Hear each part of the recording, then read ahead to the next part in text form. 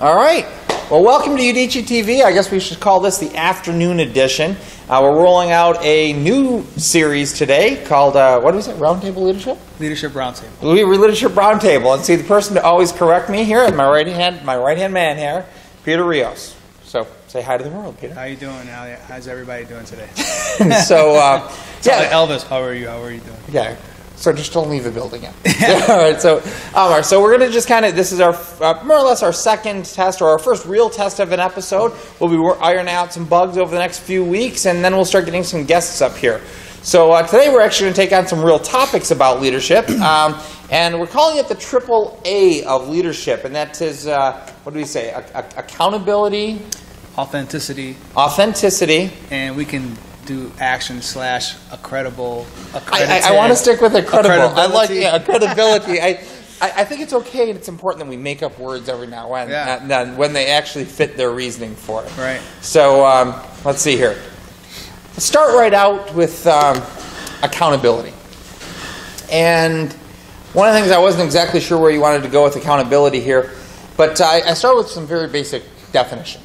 And one of the things that it says in ethics, right, in governance, accountability is answerability, blameworthiness, liability, and expectation of account giving.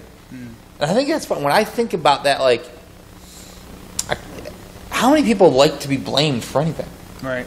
So, talk about accountability a little bit. What do you mean by that?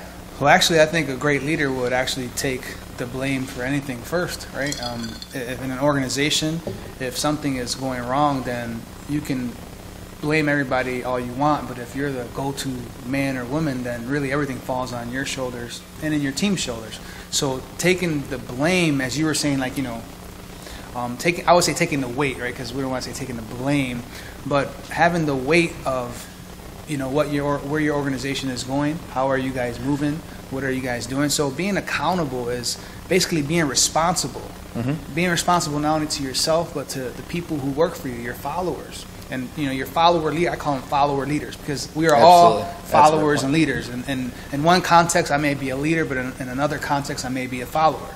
So I think that, you know, when you speak of accountability, the leader has to have that responsibility to, with their follower leaders, so that there's transparency there, so that everyone knows what they need to do, how they need to do it. And if I'm not doing it, I trust you to be able to come to me and share that with me, and I, you know, as a leader, not get all uptight, you know, well, I'm the leader and you don't tell me, or have you ever that actually just on that, that's a point that I was really thinking about. It's human nature wants to, you know, when we're accused of something, right? We want to blame other people. We want to shed that guilt. We want to, like, know that's not us, right? That's kind of normal in us. And I think that is a great point, though. As that leader, you've got that it speaks to humility. First off, is like, okay, fine, I'm not perfect. I want to find an answer and I want to learn. And you were asking me, like, has anybody ever accused me of something? Of course. You know, of course, and it's interesting because accusation, if you will, if I look at it as an accusation, I have to understand that in most parts it's lack of understanding. It's either that I've not done a good enough job of casting the vision. I've not done a good enough job of giving understanding to those people around me. I've not done my job well enough if somebody starts questioning me. And if I start believing they're accusing me, maybe I need to look at myself. I need to look at my heart, because if I'm feeling accused, that means that there's a lack of trust, right? So people are like, well, you're acting this way, and I have to really kind of look through that. But something crosses my head as we're going through this. It's how often people want to take credit for something. We all want to take credit for something, but we don't want to take the liability. Right, so it's an interesting thing that leadership is, for me, almost the counterintuitive of what everybody thinks leadership is. Yeah, I think that when you speak of accountability, you're definitely speaking of teamwork, because if you're not accountable, then that means that you think that whatever you do or say is always right. So we can speak accountability in everything and anything. Let's say a marriage. You have to be accountable to your spouse. If not, you're doing whatever you want and it's not really a marriage. right? Yeah, absolutely. Because it's a deal. It's a a union. Two people become one, right? How about in a business, or well, let's say in a business, you just running the show however you want, but you're not accountable to those who are helping you and serving with you, and so account. You have to count what you're doing, and people, everyone who you have in your organization or your business, hopefully you hire them or have them there because they bring a certain gift or talent, and you're trusting that gift or talent with what you have, and together you're being accountable to one another to take your business to the next level, to have that sustainability and that competitive advantage. So how can you do that if there's no accountability? And people think that it makes you look weak, or you're a weak leader because you're not accountable. I think that's a bunch of nonsense. That is right. That to me is great. If I look at the financial world, the actual accounting of it, right, the balance sheets, the underlying aspects of a business, if that's not being tracked well, I don't care how much money you're making or not making, you're on shaky ground. So the accounting aspect actually does create structure, and I think that you just hit it. It's not a sign of weakness to acknowledge where you're weak. Mm-hmm. It's actually a sign of strength that says I'm willing to trust others with that which I don't understand. Right. And I kind of look to the results of something. That's when I start counting the results. And if the results are going in the direction that we want them to go, that's fine. And one of the points that I had made here is that the leader is responsible for the directions and the results of the organization, good or bad. So what would you say is accountability, and then what would you say, or why don't leaders or managers, why aren't they accountable? I think that that's a great question to differentiate between a leader and a manager, and then also to look at why that is. So let's just take that up as soon as we get back from this sponsor break. All right. All right?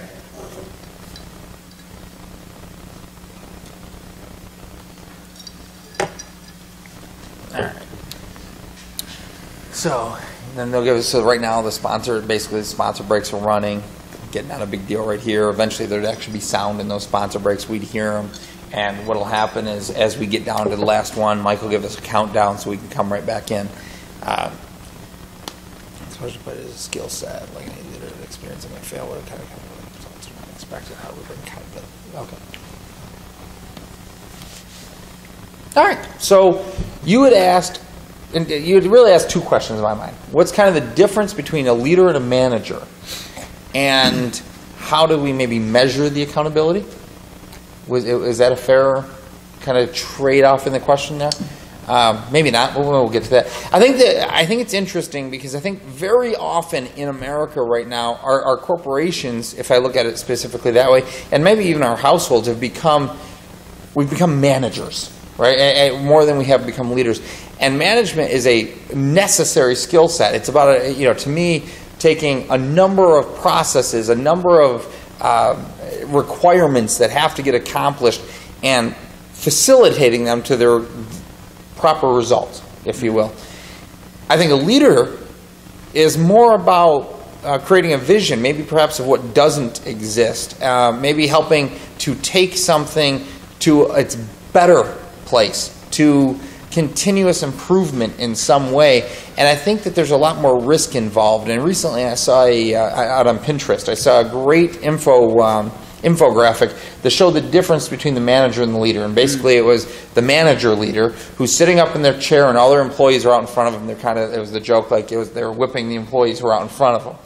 Whereas what they're calling the social leader or the leader was at the front of that line and was pulling it. Oh, yeah. Pulling all that behind and making sure that the employees, or those behind them were protected. Mm-hmm. And it's like, all right, the leader's out there recognizing, look, I'm going places that maybe I don't even understand. I'm going to trip. I'm going to fall. And when I do that, I want to get up and make sure, are you guys okay? Right. So from the difference, now when you get into how do we measure that result? That's a great question. Can I add to what the manager leader? I like the manager to simply they manage, and I think that you could have overlap. Many people are manager leaders, leaders are managers, but I think a manager kind of sustains the environment, the organization, where the leader is more of a visionary, entrepreneur, all about innovation, about the next step, about what's next, what's new, major strategic foresight, right? Yeah. You know, what is upon the horizon, where the manager is usually taking care of what is now, what's the present. The leader is always looking, you know, foresight, the future, what is next, what other hurdle, what other mountain can we climb? I really where else like can that. we go? So usually Yeah. you see, like, it's simple, like entrepreneurs, you know, they build something new and then they'll eventually pass it off because I don't know whether they have ADD or not. They don't want to keep doing the same thing. It could be that, right? And that was a point I made, is that leadership is not like some magic formula. It's actually a skill set, but it does seem to be that there are people who are just kind of, there are some people who tend to have that. And it's a process, you know. It's a process, yeah. You know, leadership is not a person, it's a process. Everybody's in a process. Everybody's looking and seeking to see what's next. You know, what is, you think about all the innovative companies and organizations, let's say for like Apple, you know, always coming up with something new, always breaking, you know, trailblazers, so to say, Yeah. you know. And I would say that both are needed. Both are needed. You know, managers needed to keep the environment, like I said, sustainable, keep everybody together, keep everything running smoothly. Where a leader's like, okay, this is a little boring, I need to go out and do something else. You know, so they're both necessary. They both help one another, and I think that's where a good organization would have both good leaders and good managers. I actually really liked what you said, and I just want to make sure that. Well, of course you like back. what I said. I know, of course I did. All right. I liked when you said that managers are kind of taking care of today. Leaders are preparing us for tomorrow. Leaders are taking care of tomorrow on a regular basis. And I think one of the questions you asked is, you know, how can we be accountable? How do we measure those results? And the manager really should be accountable for today's results. How well are we doing today? Where, you know, where's our balance sheet? Where are against our goals? Where do we plan? You know, and can you fix it? Are you identifying problems? Whereas the leader is sort of judged on how are we today versus where we were yesterday. You know, so maybe it is a little bit. I love that when you say, though, that the manager takes care of today, the leader prepares us for tomorrow. That's good. So with that, let's go on to authenticity. Yeah. And I want to talk about that. So we'll go ahead and take a quick break, and then we'll come back and kind of move on to authenticity, because I think in order for a leader to be willing to be held accountable to his results tomorrow, he has to be honest and open to looking at how he did yesterday. That's right.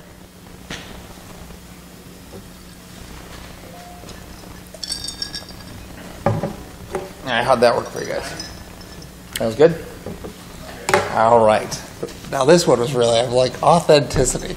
I got to just go find out. So, I don't know if you can read it from there. It says, in existentialism, I can't even say the word, in existentialism, right? All right, we're back? All right, so we're back. So we're going to talk a little bit about authenticity.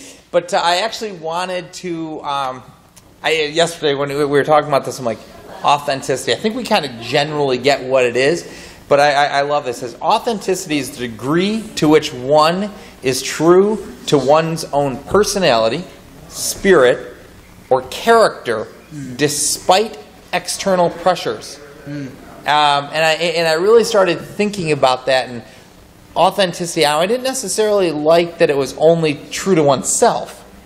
But I think ultimately, if we go down to the very core of who we are and why we were created, that is true.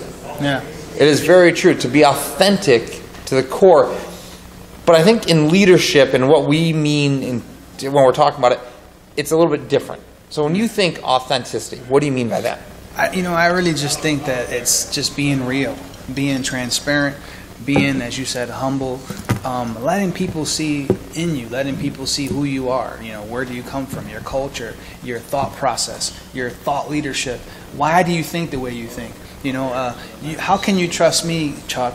How can you trust Peter if Peter never exposes himself to you? My weaknesses, my strengths, my abilities, my disabilities. And I have a lot of them. Right, right. You know, so that is what makes, you know, as the old proverb says, as iron sharpens iron, so does one man sharpen another. When we are authentic, we are being vulnerable. Yes. That's a huge thing, vulnerability. People don't want to be vulnerable. So, you know, I know everything. I'm the leader. I'm the manager. I'm the one in charge. Well, no, you're not. You know, it's a team thing. And actually that hierarchical leadership is obsolete, you know. So those of you who are still practicing that, it's probably time that you, if you're still alive, most of those companies are dying, you know, but authenticity, you know, being real, being open with your employees, with your colleagues. I mean, how about people who don't know how to be real? Now, I know that sounds like, what do you mean? You can't, you know, how not to be real?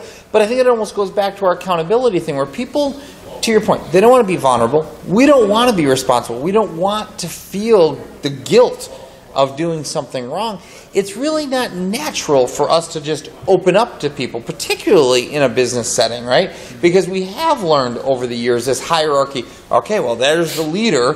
They must really understand what they're doing. And for somebody to come out and say, honestly, that's something I don't understand. I think that there's a fear that it erodes trust. So how would you coach a leader who's wanting to be more authentic, wanting to gain the trust of their people to do so?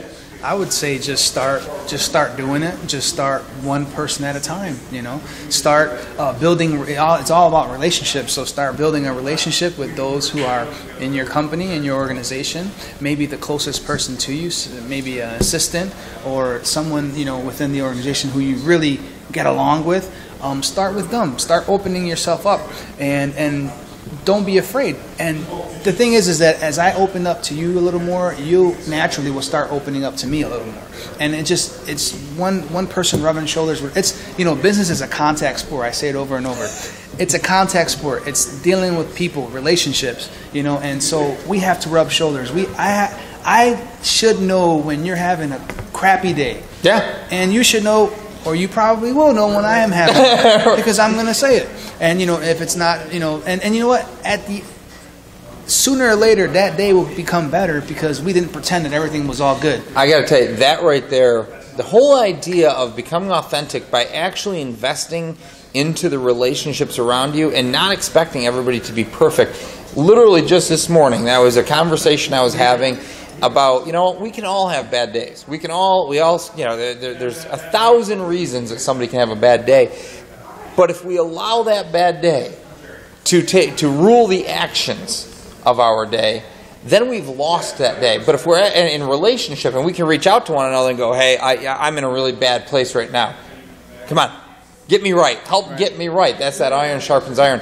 So I love your point, though, about how relationships and building those relationships and being authentic, that's going to help us to be better leaders. No, I was going to say, so I want to kind of pick up the relationship piece right after we go to a break, because I think that that's a huge piece, if that's okay. Yeah. All right, cool. Let's do that. So I was going to say, piggyback off your idea of, you know, the manager whipping people in the front, the leader pulling people. When you have a manager that's whipping you in front, then how are you going to treat your colleagues and those who are working for you the same way? But when you are a leader up front pulling people, then it transforms the culture of. Oh, so actually, what you were just saying makes a lot of sense. When we're talking about relationships, and you were bringing up about the manager who's maybe sitting back there whipping, and so you were just saying, share that a little bit, because I think it's spot on. I don't think that all managers do that. We were saying earlier. Right. Every single manager does it wrong. No, yeah. Okay. No. Just a person who's a leader or manager who's whipping everybody to do as I say, right? Not as I even do. Or the leader who's up front pulling their folks forward with them.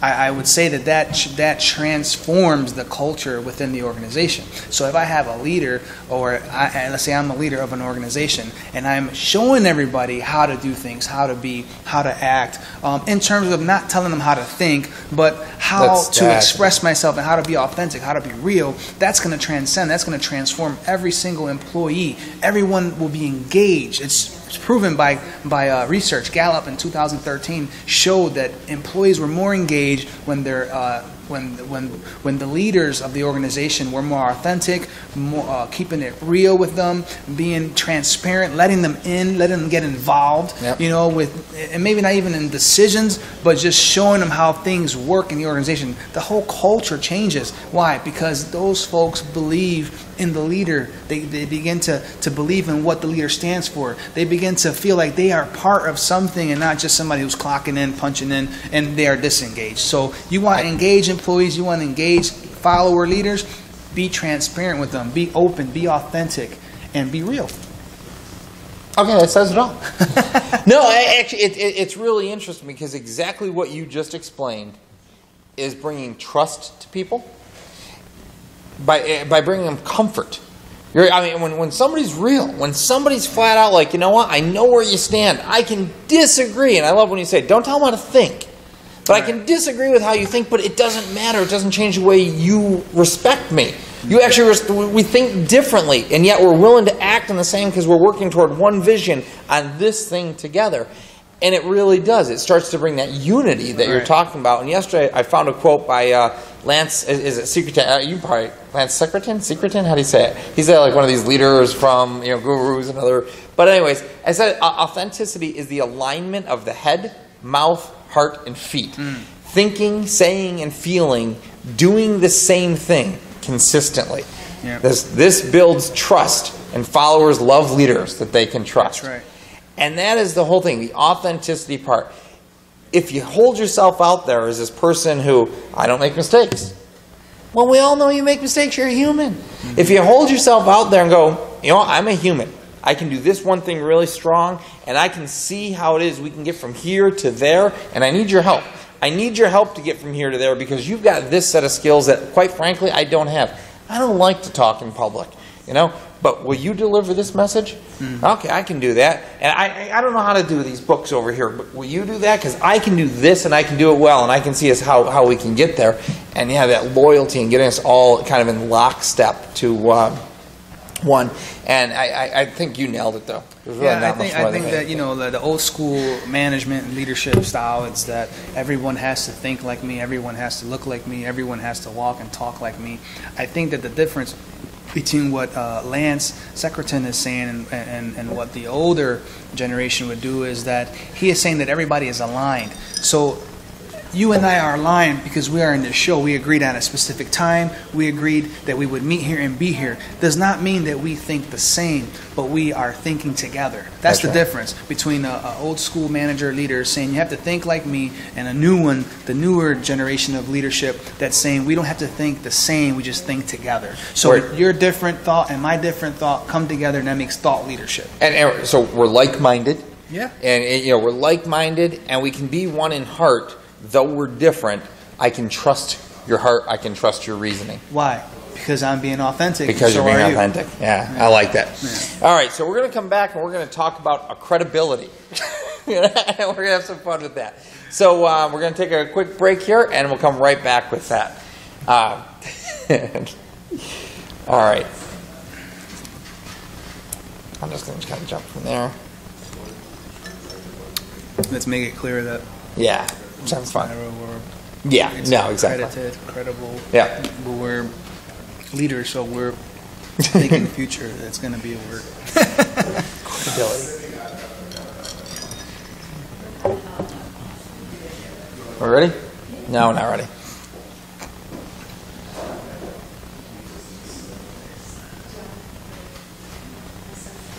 All right, and we're back, and we're going to be talking about a credibility. Now, in fairness, we're just having a little bit of fun today. Yeah, don't get scared. Don't get scared. We're just making up a word here, but it just seemed to fit.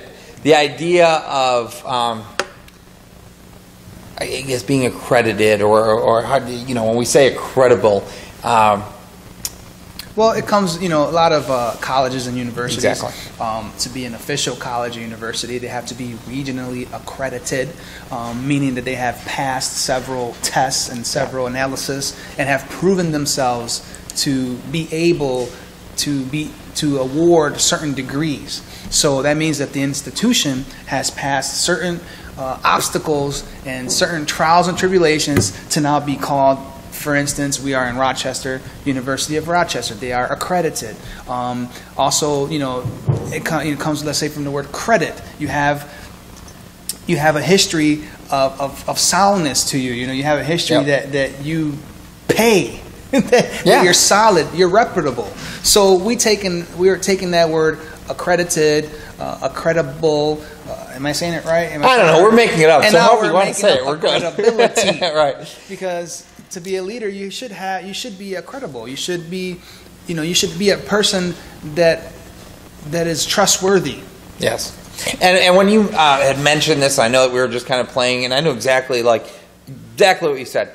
It's not about going to a university. It's not about going to some authority that says, Peter, you're credible.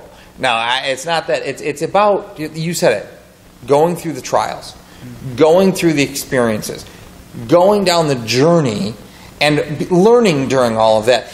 And it's about the people who are willing to commit to follow that vision, that can look to others and say, no, he's trustworthy. Mm-hmm. We're not looking for the stamp of approval from some government organization or some other entity. We're looking for the stamp of approval from others who have learned to trust and can say, know what? That person can be trusted to lead us. Mm-hmm. That person can be trusted with X. It's going back to that authenticity. It's that transparency, going, if you need something like that, it's kind of the prophet in your own town, right? It's other people saying, you're worthy of this, mm-hmm. of that kind of piece.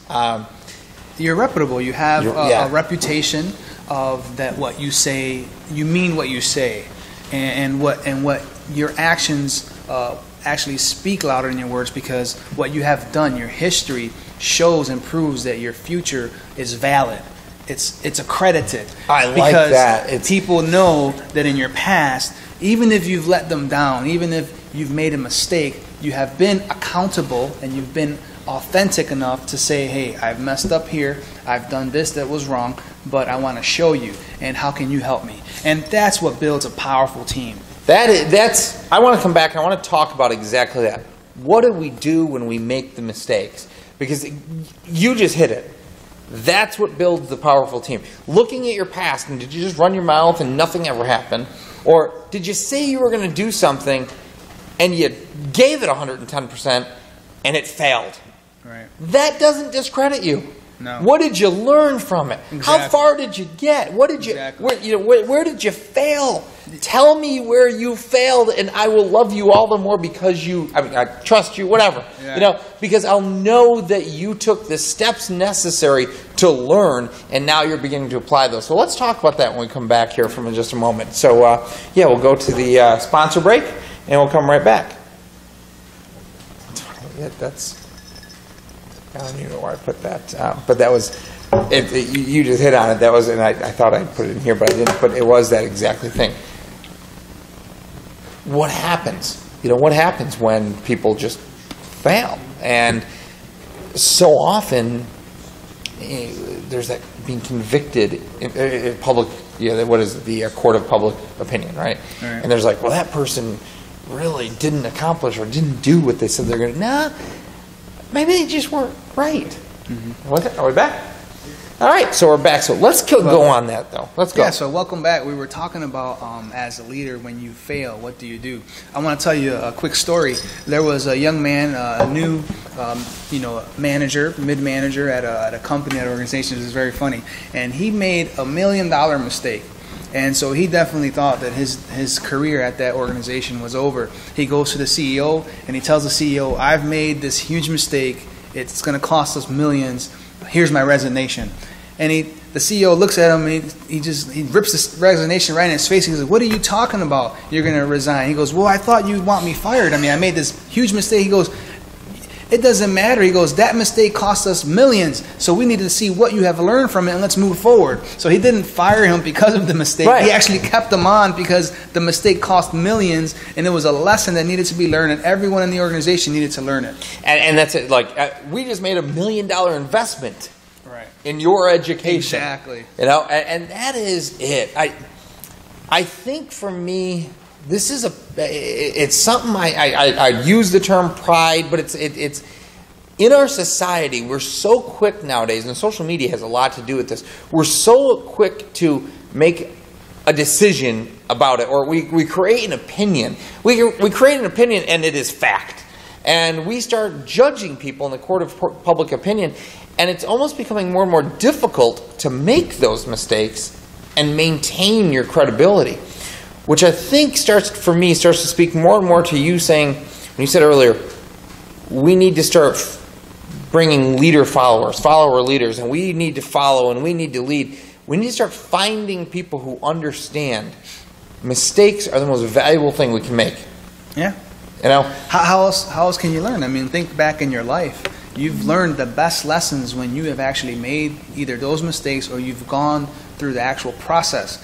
I can learn off other people, and I think that's a valuable lesson to learn, because you don't want to repeat mistakes or errors, but you are going to make your own, and that's part of being a leader. Part of being someone who is upfront and showing others how to do things is that you are going to make mistakes, you're going to trip, you're going to fall, and it's not those who stay down who are leaders, it's those who get up and those who proceed. It's like Michael Jordan. I remember watching a poster a long time ago when I was super Michael Jordan fan, and he said that being a champion wasn't all the shots that he made, it was actually the thousands that he had missed that trained him to then be able to make those shots that he actually made. So I mean, you know, failure is a guaranteed. If you don't want to fail, if you don't want to slip, trip, or bust a lip, how they say, then you shouldn't be a leader. You shouldn't even think about leadership, because it's going to happen. And I guess I would just kind of want to close on this is, I guess what I would like to find is more and more people who understand that mistakes are okay, and that the goal is to learn from them. Because here it is, we're in community development, we're in economic development, and if I believed that your past defined you, we'd basically be sentencing to prison 90% of the people who walk the streets. Mm-hmm. And I just don't want to hold people to that standard. I want them to feel free from their mistakes. I want them to feel that you are not defined by your past. But if you refuse to learn from it, if you refuse to be open-minded, and if you refuse to actually seek the understanding from it, and then start applying those lessons, well then maybe you're not the type that we want in an organization. Yeah. You know, if you feel that what you've done is that you're so perfect, maybe you're just too perfect for us. Yeah.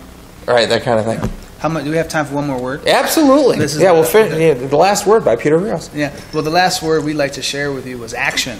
Right? We had the AAA today of leadership, so it was authenticity, accountability, and we split action with accreditability because we're just making up words because that's what we do. But action. If you're a leader, you have to be in action. Nobody who's a leader is passive. I'm not saying that leaders do not think, do not take time to reflect, but a leader, an entrepreneur, someone who's a trailblazer is a person of action. You may not have everything in front of you that all the plans, you know, the strategic plan all put in order. You may not have all the protocol in place, but you have a plan and you have a vision, and so you have to put it in action. Everything else you can work out, you can tweak it as you go. What would you say? What would you say about that? I don't think there's anything I could add to that. I actually like the last word with Peter Rios as the way of introducing our next show. Anything else you'd like to say before we? Action. Keep in action. Keep in action. Leading. Absolutely. All righty. So with that, we're going to end today's roundtable leadership. Leadership roundtable? Roundtable? We'll get it right. All righty. Thank you, sir. Take it easy. All right. And we are out. All right. So what do you think? That was good. That was great. I actually